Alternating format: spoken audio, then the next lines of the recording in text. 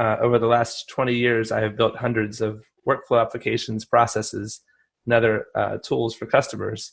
For the most part, these processes were built using .NET, jQuery, AngularJS, and other front-end tools, requiring developers, workflow specialists, and subject matter experts to collaborate. While the projects were successful, they often could take months to complete, increasing cost. This greatly limited which processes were selected for automation, and CPS has been a game changer in that regard. Earlier this year, we approached the clerk's office in Boone County, Kentucky. We found they were frustrated when considering standard applications to resolve their inefficient business process challenges. The off-the-shelf solutions did not address their specialized business needs and requirements, and they were shocked at the high cost of adding or customizing off-the-shelf solutions. As such, they were resigned to using labor-intensive resources to address unique process needs manually. After some discussion, we decided that the time tracking and paid time off, or PTO, accrual process were a great candidate for CPS automation. As you can see, the existing process was very labor-intensive. They used paper forms to report semi-monthly time and time off requests. It required users to calculate their time manually, required supervisors to check those calculations and accruals and business rules, and manually sign off. The paper time cards had to be sent by courier from different buildings and sent to bookkeeping for verification. The bookkeeping department had to calculate and track accumulated paid time off and record it in a notebook. All the time was then transcribed into a spreadsheet that was manually uploaded to the state.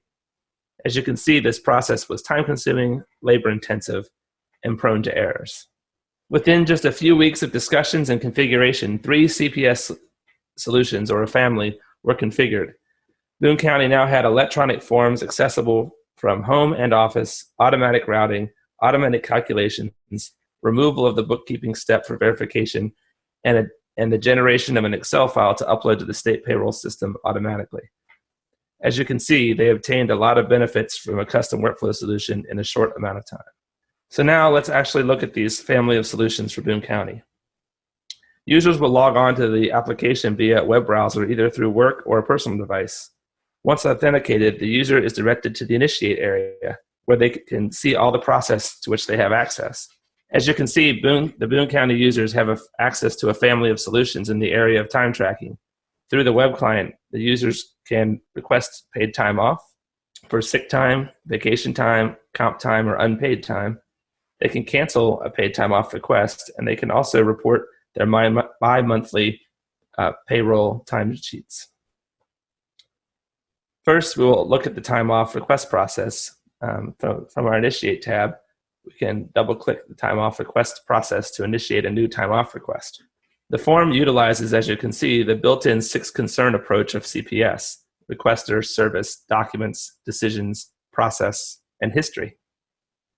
On this first tab, the requester's information is pulled in based on the user's logon, so we can determine their name, department, employee, or PERNer number, and other relevant data simply from their logon, saving data entry. The user is also able to see a report on the number of vacation hours, sick hours, and comp hours they have accrued, how many they have scheduled, and how many are remaining. Previously, this information was only available in a binder held by the bookkeeping department. This was a major pain for this customer, as in the old way, they would have to call someone and ask, do I have enough vacation time to take off next week? In the new way, they can simply open the form and look. And because the data is all tied together between time cards and vacation requests, this only took a matter of hours, not days, to configure and display to the user. The traditional approach would have taken much longer. In the services tab, you will see also that there's a required field for supervisor to select. We'll leave that blank for now. The service tab is where the user identifies or the system identifies what is being requested, in this case, a paid time off request.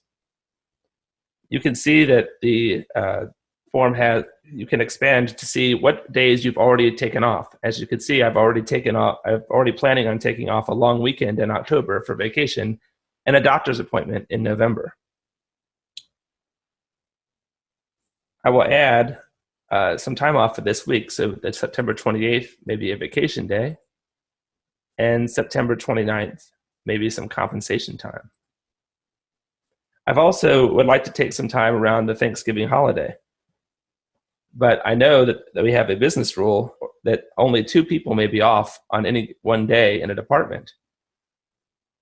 Previously, I would have to ask around or call my supervisor to find out who had already requested off on certain days. Again, because this data is available between the family of processes, this can simply be displayed. So by typing in November, I can see that on November 22nd, 2 people have already requested off, yet only 1 has requested off on the 21st. So I can ask for November 21st and safely assume that it will be granted. Next, we'll go to our Decisions tab. The Decision tab automatically, based on flags set during configuration, can tell us when business rules have not been met. As you can see, we left the supervisor field blank, and it's alerting us to that. Also, it's telling us that the comp time has exceeded the value that's allowed. By clicking either of these, it will take us automatically to the section that's been violating a rule. This is all out-of-the-box configuration and took no additional time to configure except for checking a few boxes. We'll notice here that I've requested 7 hours of comp time. However, I only have 4 hours available, so the system will not let me proceed. I can simply change this to vacation, select the supervisor, and return to my Decision tab. I now have no notification messages, and I am allowed to proceed.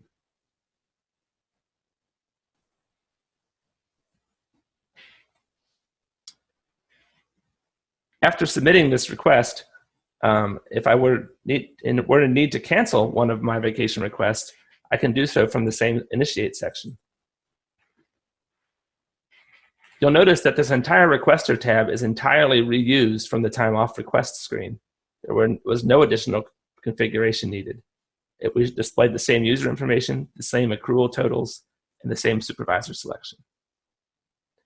This could, of course, have been changed, but since the requirements were the same for the entire family, 100% of this code could be reused. Again, we could reuse the departmental list and my approved time as well. And we simply show a list of dates that we want to request off. So I will choose to request off or to cancel the request for November 1st.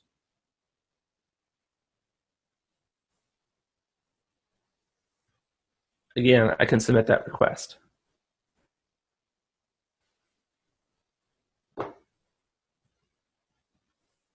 In my inbox, I now see, as a supervisor, 2 requests, one for time off and one for cancellation. The supervisor who had been routed this request can open the form and look at the Service tab and see that I'm requesting 9/28, 9/29, and November 21st off. The user can also look at the department and see if there are any conflicts for those dates.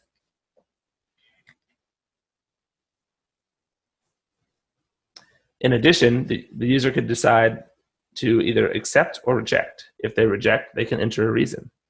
We'll accept this request.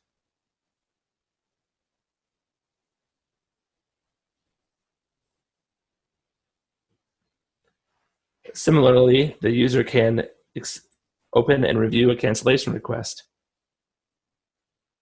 Clicking on the Services tab, they can see that I've asked to reject my request for November 1st. In this case, I can reject it.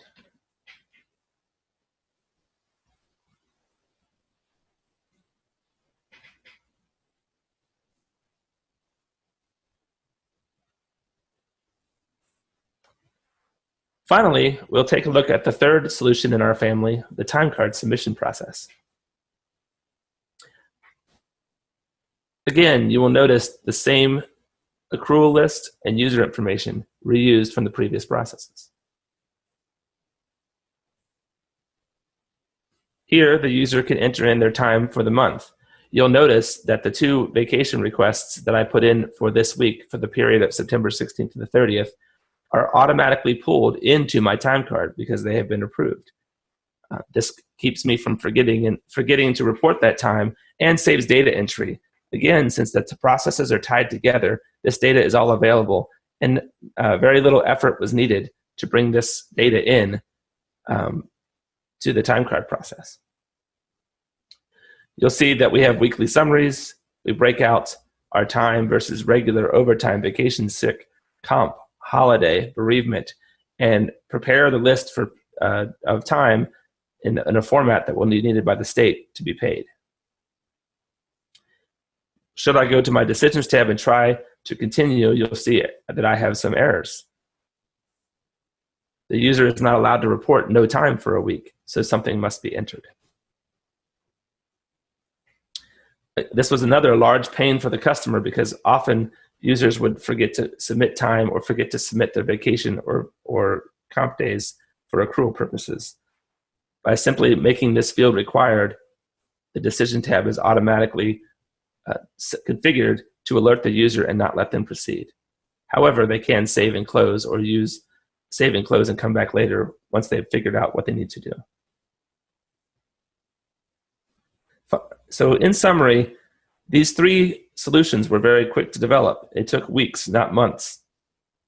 The code was reusable. There were many out-of-the-box features, but it's still fully customizable. And enhancements, which there have already been a few, often take only minutes and not days.